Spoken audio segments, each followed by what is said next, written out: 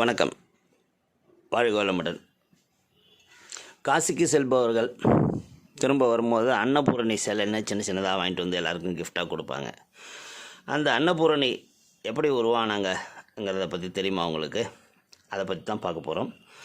காசி நகரில் தேவதத்தன், தனஞ்சயன் என்ற சகோதரர்கள் இருந்தார்கள். தேவதத்தன் பணக்காரன், தனஞ்சயனோ தரித்திரன். ஒரு நாள் மணிகர்ணிகை துறையில் நீராடி விஸ்வேஸ்வரர் விசாலாட்சியை தரிசித்துவிட்டு பசியுடன் முக்தி மண்டபத்தில் அமர்ந்திருந்த தனஞ்சயன் தன்னை அன்னதோஷம் பீடிக்க என்ன காரணம் என்று யோசித்தவாறு உறங்கினான். அப்போது அவனது கனவில் சந்நியாசி ஒருவர் காட்சி தந்து, தனஞ்சயா, முன்பு காஞ்சியில் சத்ருதர்மன் என்ற ராஜகுமாரன் இருந்தான். அவன் தோழன் ஹேரம்பன் ஒரு முறை அவர்கள் இருவரும் வேட்டைக்கு சென்று காட்டில் வழி தவறி பசியால் பரிதவித்தனர். அப்போது அவர்களை கண்ட முனிவர் ஒருவர் தமது ஆசிரமத்திற்கு அழைத்துச் சென்று அவர்களை உபசரித்தார். முனிவர் வழங்கிய அன்னம் சத்ருதர்மனுக்கு அமுதமாக தித்தித்தது. ஹேரம்பனுக்கோ அது அற்பமாக தோன்றியது. எனவே சிறிதளவு உண்ட பின் மீதியை எரிந்துவிட்டான். அப்படி அன்னத்தை அவமானப்படுத்தியதாலேயே ஹேரம்பனே, நீ இப்போது அந்த முனிவர் சபித்ததால் இப்போ தனஞ்சயனாக பிறந்திருக்கிறாய். அன்னத்தை அவமதிக்காத சத்ருதர்மன் தேவதத்தனாக செல்வ வளம் பெற்றுள்ளான்.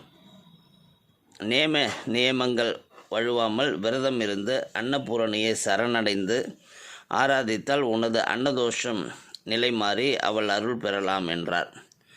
அதன்பின் தனஞ்சயன் அன்னபூரணி விரதம் நியமங்களை விசாரித்தபடி காமரூபம் என்ற இடத்தை அடைந்தான். அங்கு மலையடிவார ஏரிக்கரை ஒன்றில் தேவ கன்னிமார்கள் பூஜையில் ஈடுபட்டிருந்தனர். அப்படி அவங்க ஈடுபட்டு கொண்டு இருக்கும்போது அவர்களை அணுகி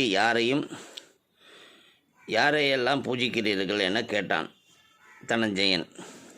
பிரம்மனின் தலையை கொய்ததால் பிரம்மகத்தி பீடித்த சிவனின் பசிப்பிணியாகல பரமசிவனை கையிலுள்ள கபாலத்தில் அன்னபூரணி அவதாரம் எடுத்து ஆதிசக்தி அன்னமிட்டு கபாலத்தை நிரப்பினாள். அதனால் ஈசனின் பிரம்மகத்தி நீங்கியது.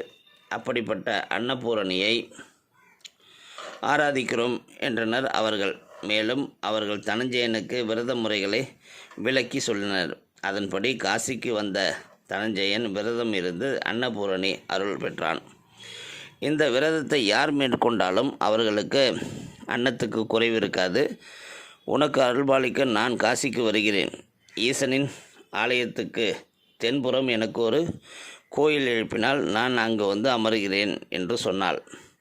அதனால் வற்றாத செல்வத்துக்கு அதிபதியான தனஞ்சயன் அன்னபூரணிக்கு எழுப்பியதே அந்த அன்னபூரணி ஆலயம், காசியில் இருக்கிற அந்த ஆலயம்.